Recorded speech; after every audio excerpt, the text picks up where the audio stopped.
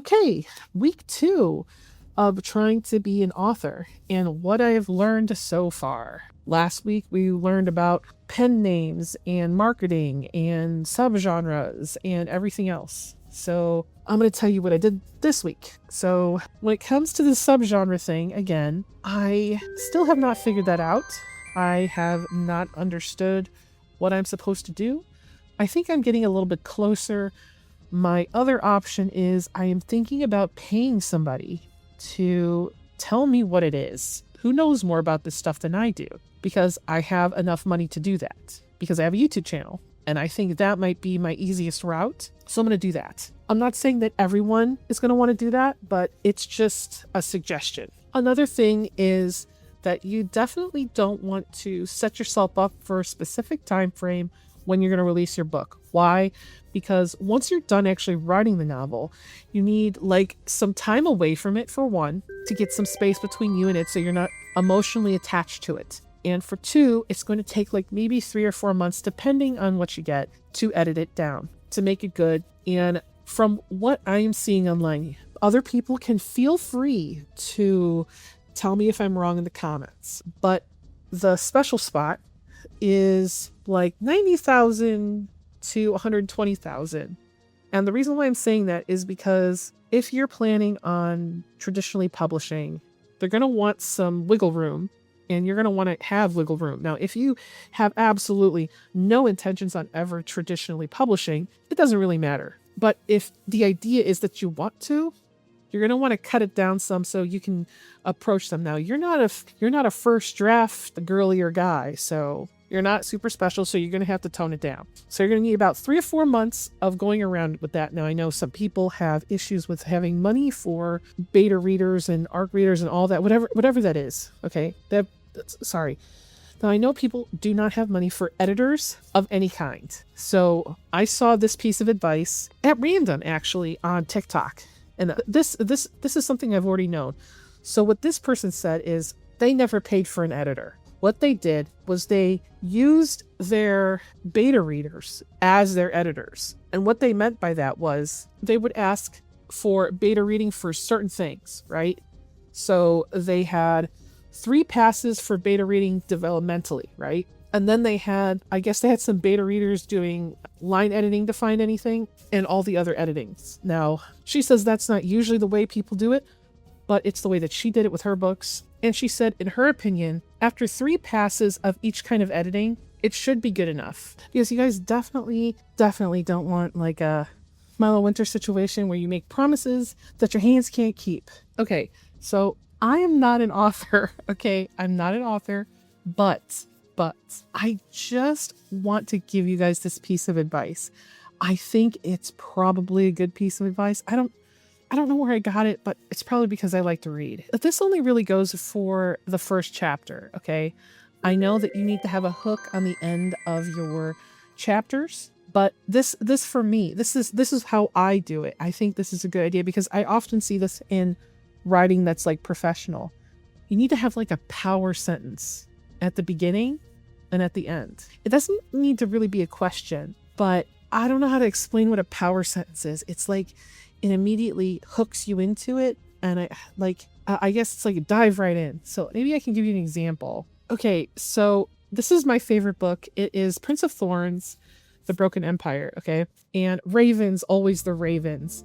They settled on the gables of the church even before the injured became dead. That is a power sentence, okay? That's a power sentence. But I know them when I see them, and it immediately gets you interested. Because even at the end of the first chapter, he also has another power sentence. By the time 15 came around, I'd be king, okay? That's really strong. Okay, Mark Lawrence is great. He's my favorite. I'm not saying everyone can be Mark, but you guys can kind of understand what I mean. If you could take the part where your sentences are at the end of your chapter, hook them into the next chapter to make them flip. Try to do kind of another version of that where you want them to read the rest of the page, right? I want to look at one more author that I like. I love Brent Weeks because I love anti-heroes. They're my favorite. So This is Way of Shadows. Azov squatted in the alley, cold mud squishing through his toes. He stared at the narrow space beneath the wall, trying to get his nerve up. And the end of that is the sword disappeared, and Azov scrambled out into the night. He didn't stop running for miles. I hope you guys can kind of understand what I am talking about. You know what? Let me try Sarah Maas, because she also, her books really hook me, especially the ones with like the Crescent City books. Sorry, I am wrong about that. I didn't mean Crescent City.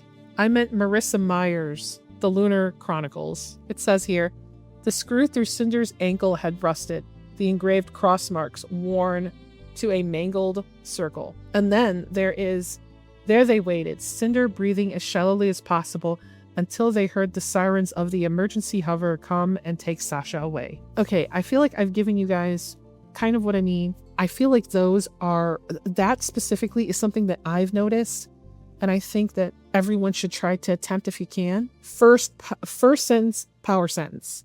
First sentence of your book needs to be a power sentence. It just needs to be. Like, I remember the Twilight one being like, I died at 17 or something like that. You gotta do it. Okay, you gotta do it.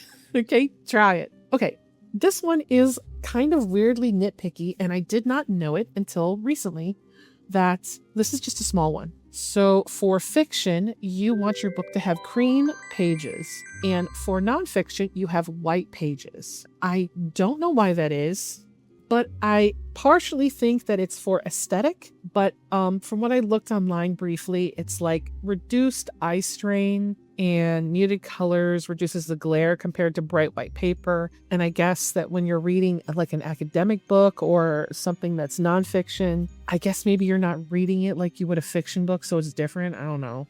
From what I saw, most people don't give a shit. But if you wanted to know how to format cream for fiction, so there you go. And here is another little one. It is another thing like the cream pages, white pages thing. So most books are 6x9, but specifically romance is 5x8.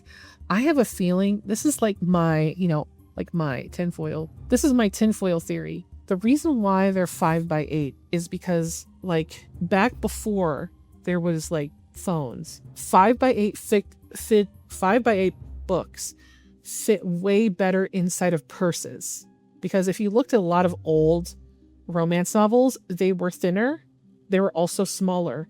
So you could fit it inside a purse. That's what I believe, because those books were so tiny. That's just my theory. But now it's more normalized, but in general, people don't care. So, but the advice is that before you write in a genre, go and measure some of the books in your genre to make sure that you're formatting the books at the right size, I guess. Another thing is that you should get some writer friends, not just reader friends, because reader friends are good, but writer friends are better because they're more likely to want to help you judge your writing. I have that in my Discord. If you guys want to come over to my Discord, and feel free to join the writing tab. I do have that open for people to talk about their writing and stuff. So also subscribe and go to my Patreon where I talk about my world, my writing, and my full res art.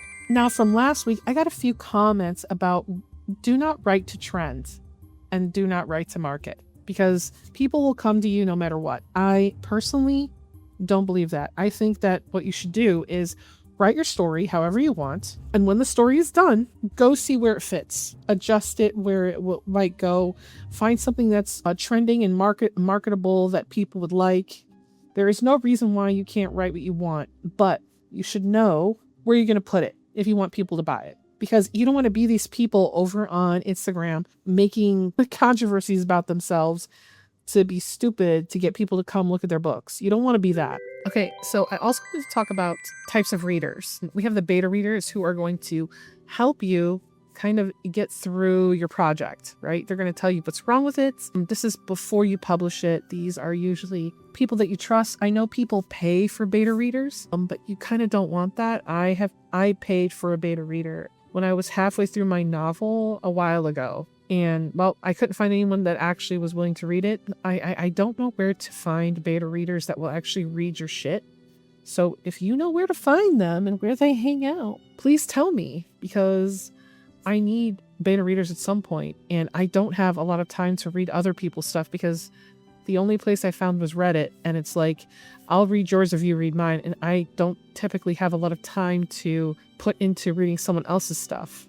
And I'm not saying that to be mean at all. It's just I do videos, I do all of this, I do so much. Okay, anyway, there's also ARC readers. So these are people that are, they're like advanced reader copies, right? So before you launch, you're going to need to organize and distribute free copies of your book to readers who will agree to leave an honest review on release week. So when you go to your Goodreads, there's reviews already there, because it's kind of like YouTube where people don't want to comment unless they see a comment already there, because there's the scary, I don't want to be the first person there. Okay. Next up is Patreon. I found the answer if Patreon is good for newsletters. So with Patreon, the newsletter is essentially just a post that gets delivered directly to your patrons' inboxes. So it is hard to get discovered on Patreon. You kind of need to already be interacting with the person to get into the newsletter, but it's way easier to get a actual newsletter from one of those other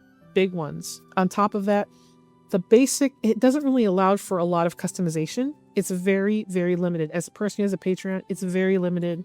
You can't do much editing to it in general. I could tell you from experience, every time I have tried to write a newsletter and then just adjust it, I just get overwhelmed. I'm like, I don't want to do this because it's kind of ugly. On top of that, with the regular kinds, you get templates, custom fonts, layouts, and for the analytics, you really don't get anything.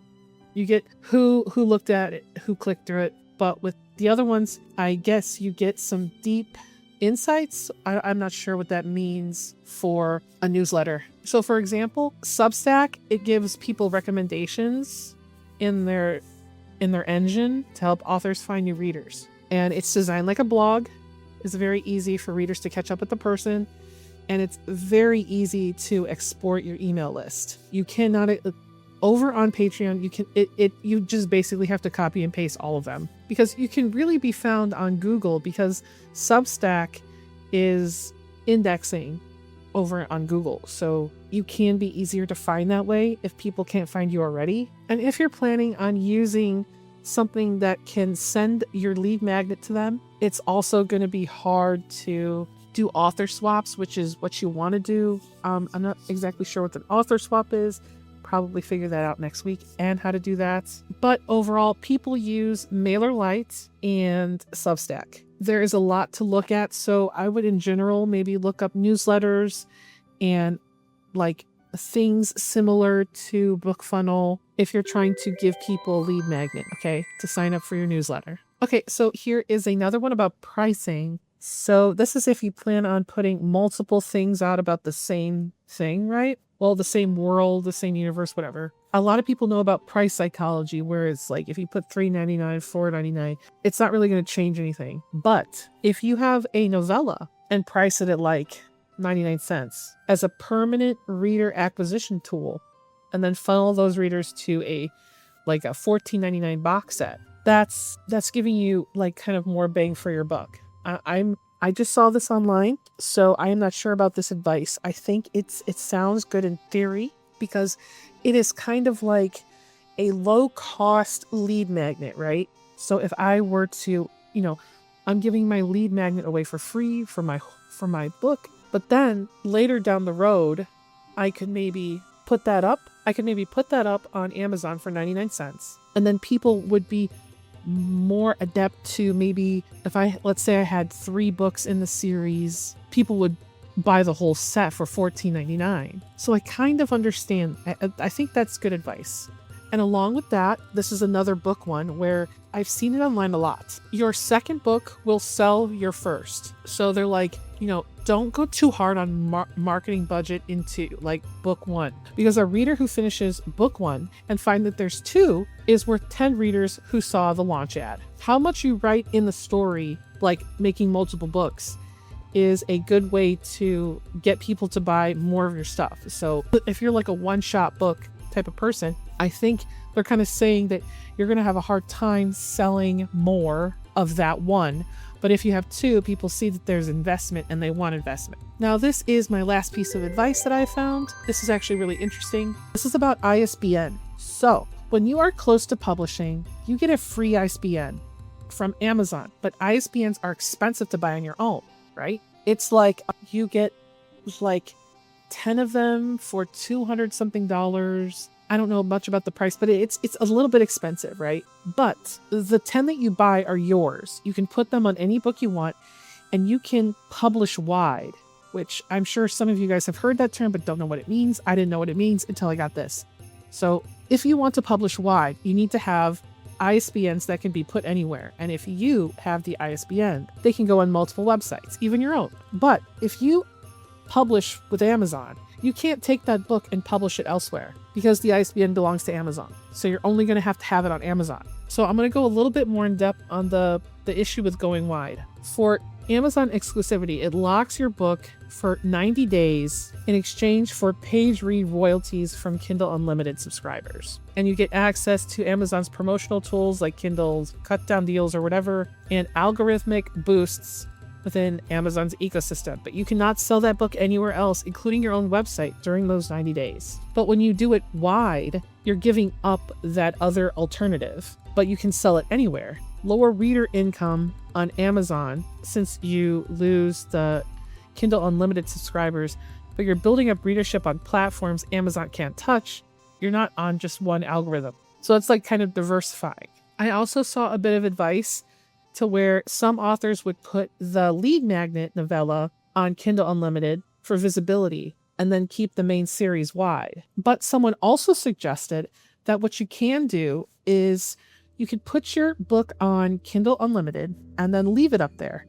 And then when you get a lot of money, or when you get enough money to pay for the ISBNs, you can unpublish that version, make a second version, edition 2, or, the second edition with a new cover maybe, and you'll need to add more information into it to sell it, right? Because it's the same book. So you need like 10% more content, and then you can put it up on Amazon. So I don't know if that is a good idea, but that is what somebody else has done after they use Kindle Unlimited to buy the ISBNs. You know what actually might be a good idea is using the money that you get from Kindle Unlimited, buying the 10 ISBNs, and then the rest of the novels are wide, right? So they can be bought anywhere. I think that might be a good idea. I don't know. Okay. I think I gave you guys enough information. I hope that this was helpful.